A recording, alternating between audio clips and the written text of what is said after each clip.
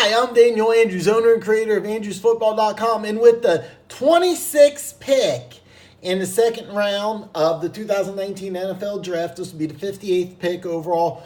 Who will the Dallas Cowboys select? Now, why don't the Dallas Cowboys have a first-round pick? Well, I'm going to go into that here. Amari Cooper was a wide receiver for the Oakland Raiders who was traded to Dallas for a first-round pick, and here's the thing, the Cowboys were 3-4 when they made this trade. So I actually thought the Raiders won this trade because here they are. If you're 3-4, that's a top 15 pick. And this is a player who really didn't seem to fit in with John Gruden. So it really looked like a big win for the Raiders. And then what happened is you had to buy, and then you had a Monday night game against Tennessee, a team that I didn't think was going to the playoffs. They ended up not going to the playoffs. You lose that game to go 3-5. So this looked like a huge Raider victory. Wrong!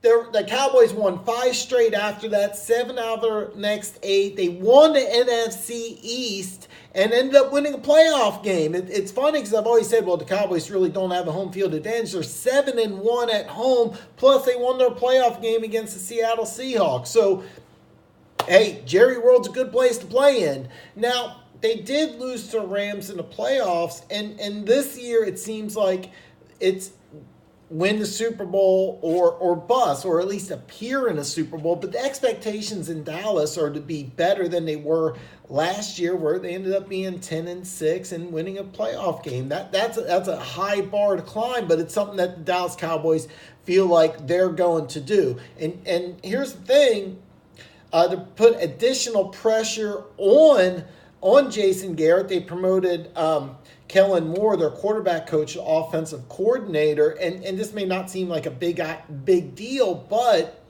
with the success that Sean McVay had in Los Angeles, the team that knocked you out of the playoffs, it looks like it's win a Super Bowl or go. And so here's the thing, Kellen Moore is a former player, former Cowboy quarterback, a young, bright offensive mind, just like Sean McVay. And ever since the NFL's seen what Sean McVay can do, anybody who's coached for Sean McVay, they got the quarterbacks coach in the Rams last year. He's the head coach in Cincinnati. So every NFL team is now trying to find the next Sean McVay. And a lot of people, not just Dallas Cowboys, a lot of NFL personnel have been saying Kellen Moore is going to be a great NFL head coach, just a question of when. And it could be in Dallas in 2020 if the Cowboys don't get to a Super Bowl. So not only is his contract up after this year, not only is the contract not been extended, it looks like you have a viable replacement ready if you don't make a Super Bowl. So the pressure's really high on the Dallas Cowboys. And the thing is, look at what the Dallas Cowboys have done so far. They gave DeMarcus Lawrence $100 million. They traded for Robert Quinn. They signed Randall Cobb, George Iocca in free agency. So on paper, this is a much improved team than the team that won 7 out of their last 8 and won a playoff game. So this is a team that looks much better than they did last year. So here's the thing. When you look at the NFL draft, I really think that the Cowboys, and this is the thing now, I want to be very clear. I am not a Cowboys fan, but I love the Cowboys when it comes to draft time.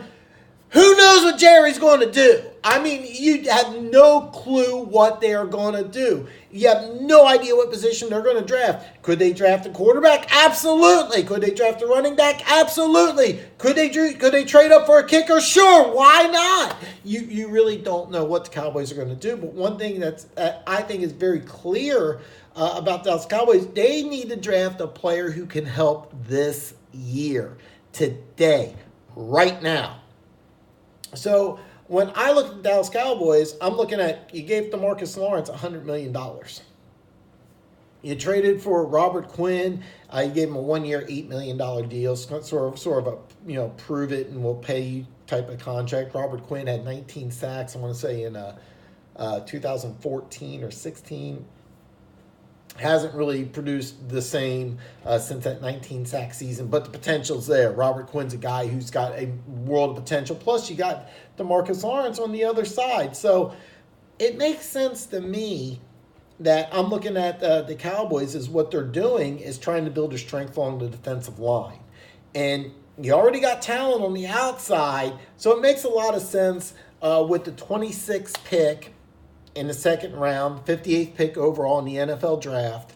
I have the Dallas Cowboys selecting Dre'Mont Jones, defensive tackle out of Ohio State. Now, Dre'Mont Jones is a player who could go higher. If you're going to say, hey, Dan, are you sure he's going to be available at 58? No, I'm not. Now, the Cowboys don't have a pick in the 6th round, but they got 2 picks in the 4th round. So if the Cowboys are in love with this kid, could they move up a few spots to get him? Sure, they could. Could they move up into the top 40? I don't see that, but I've heard talk about Dre'Mont Jones going late 1st round. I don't see that happening, but Dre'Mont Jones to me is a guy who will be available in the 2nd round. The question is where, how much will a team fall in love with him? Does he fit your scheme? Well, Dre'Mont Jones, I'm not going to sit here and break down Dre'Mont Jones a lot, but basically he's a perfect fit for the Dallas Cowboys. Is he a day one starter? Absolutely not. If you look at Dre'Mont Jones, one thing's very obvious. This guy is quick. This guy is athletic. This guy can rush the passer. This guy is disruptive. But if you block this kid, you get your hands on this kid, you run at him, he's got liabilities.